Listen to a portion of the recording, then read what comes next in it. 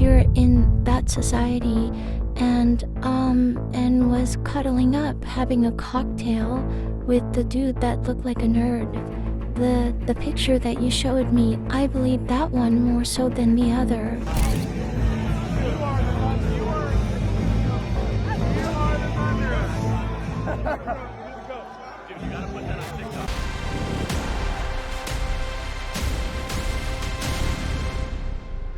So it looks like y'all were right about Erika Kirk acting suspicious immediately after Charlie Kirk's death. And everything came to a head recently when a viral whistleblower post accused Erika of secretly moving on with one of Charlie's longtime friends less than a year after his death. But what made this accusation hit differently was the name attached to it. According to the post, the man Erika was allegedly spotted getting all lovey-dovey with was Blake Wynn, one of Charlie's closest friends. And the moment people made that connection, they started pulling up old photos, public appearances, and timelines, trying to figure out how long Erika and Blake had actually known each other. And from the looks of it, they didn't just start messing with each other yesterday. But wait till you find out just how panicked Erika and everyone in her circle got after that post went viral. They immediately started crashing out across the internet, and that only made people even more suspicious. Because why were so many people moving so quickly to kill this story? What was it about Erika and Blake that made everyone want to protect them so fiercely? How's Erika Kirk gonna sprint to X and be like, I was not making out with that Wynn boy, but not sprint to X and be like, I was not flirting with that 15-year-old.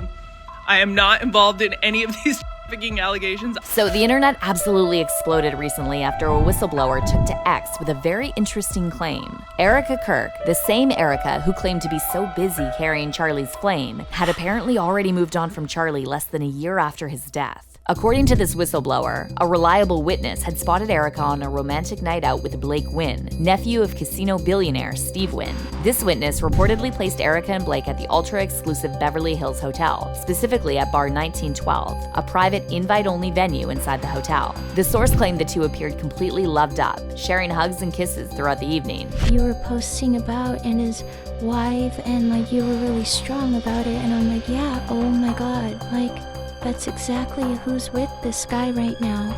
And I asked her, I said, were they like chummy with each other? And she was just like, dude, chummy wasn't the word. She was like, they were like pretty much all over each other.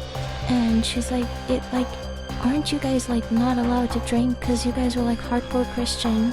And I'm like, well, I mean, some people, I mean, it's not really, it's frowned upon, but it's not like we're Jehovah Witnesses. And get this, the whistleblower also claimed the same source saw Erika and Blake shopping together earlier that day at Neiman Marcus before later running into them again that evening. And this got everyone asking, if these claims were true, how long had this relationship actually been going on? Because Charlie's death is still fresh in so many people's minds. I mean, it hasn't even been a year yet. So the idea that Erika's already openly dating when the alleged killer's trial hasn't even started yet was outrageous. It was all anyone could talk about. But what really got people talking wasn't even the dating itself. It was who Erika was seen with, Blake, and how close he was to Charlie. See, Blake was in Charlie's circle for years before his passing, and the chilling part of this is that as soon as people made the connection, people began pulling up old photos from public events that showed Erika and Blake in the same spaces long before the dating rumors surfaced. They even followed each other on social media and were flirting on the DL long before Charlie passed. And whether those photos actually proved anything became a minor issue. The main thing was that they existed at all, because given Erika's history, it didn't take much to convince people she would do something like this. As you guys probably know, this isn't the first time Erika's been connected to someone within Charlie's circle. Before this, there were already rumors she had a fling with Cabot Phillips, one of Charlie's close friends and a TPUSA staff member. Now, of course, Erika denied these rumors at first, insisting she never dated before Charlie, but it didn't take long for people to dig up old posts showing they actually were involved with each other. This image in particular kept getting shared, showing Erika and Cabot attending painting lessons together, and the caption said, "Yes, we're that couple that gets painting lessons together." So when the Blake Wynn allegation surfaced, a lot of y'all weren't even surprised because it fit right in with Erika's pattern at this point. Like, this is a play we've all seen before, and that's why it's so hard to let this go before we get to the bottom of the matter. But before the rumors could gain much more momentum, Erika stepped in herself. And she caught a lot of people off guard, because as you guys know, Erika's favorite game when people start demanding demanding answers from her is plain dead. So a lot of people were surprised to see her respond so quickly this time. And she wasn't posting vague quotes or subtle disses either. She went directly under the viral post and denied everything flat out. She wrote, "Every single word here is a lie. Charlie's love will last me a lifetime. The Lord is the only one who can ever fill that most painful void. On May 14th, I was home in Arizona celebrating my son's second birthday. Blake, who was about to be engaged to his longtime GF, was a dear friend of my husband's, and I am grateful for his continued support, just like hundreds of others." But she wasn't finished. Erika also directly criticized the people spreading the allegations, writing, "Your deranged obsession with me and blatant disregard for any form of truth whatsoever is deeply disturbing, and I am praying you get the help you so clearly need." And then she ended a soundbite that went like this: "Brush off the Dorito dust and go touch grass." But of course, instead of shutting down the rumors, all Erika did was add fuel to the raging fire. The fact that she even responded that fast was enough to put people on edge, because no one else could remember any other time where Erika jumped into the ring that fast. It started to look like she really had something to protect this time. But Erika's response wasn't the only thing people were talking about, because not long after her denials started making the rounds, Blake Wynn entered the conversation himself.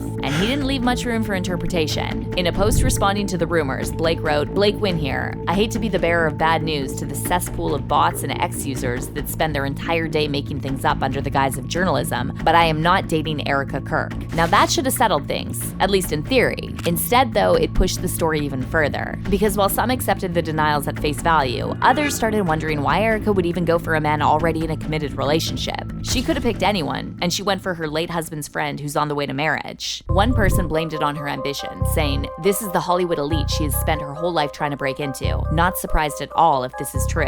Another person added, "Not a bit surprised. She'll do anything to climb the ladder. While she's out floozing, I wonder where the children are. Rest in peace, CK." And that doesn't even begin to cover those of you who are still trying to understand how Erika managed to keep all this under the radar for this long, or if her marriage to Charlie was even real to begin with. And these conversations kept the story alive long after the original post was made. But despite Erika and Blake's denials, y'all clearly weren't about to let this story go, especially because soon after all this, some of Erika's most vocal defenders started pushing back against the allegations as well. One of the strongest responses came from Matt Walsh, who publicly criticized the person behind the claims and dismissed the entire story as baseless slander. He said, "This ridiculous slob has been harassing Erika Kirk with one slanderous lie after another for months. He deserves to be sued into oblivion, but the problem is that he's almost certainly broke already and has no dignity or moral character to speak of, so he literally has nothing to lose by continuing this lunatic campaign." His comments added yet another layer to what was already a very confusing situation to begin with, and that's where the conversation took another turn. Because once Erika's friends and supporters all started jumping into the same fight, people began focusing less on the original allegation and more on the sheer number of people weighing in. And that's when people really started to put the timeline together. Because according to rumors online, Erika and Blake might have been together for even longer than we realized. Some reports actually claim they'd been together months before Charlie even died. And to those people, the fact that so many of Erika's inner circle were coming out to speak on this felt like proof they wanted to kill the matter before it spiraled out of something they could control. But do you really think this Erika and Blake Wynn ship is completely made up? Or is there a chance Erika just got exposed after months of playing the grieving widow? Because the next thing we need to talk about is how crazy it is that Erika has basically lied in our faces this whole time.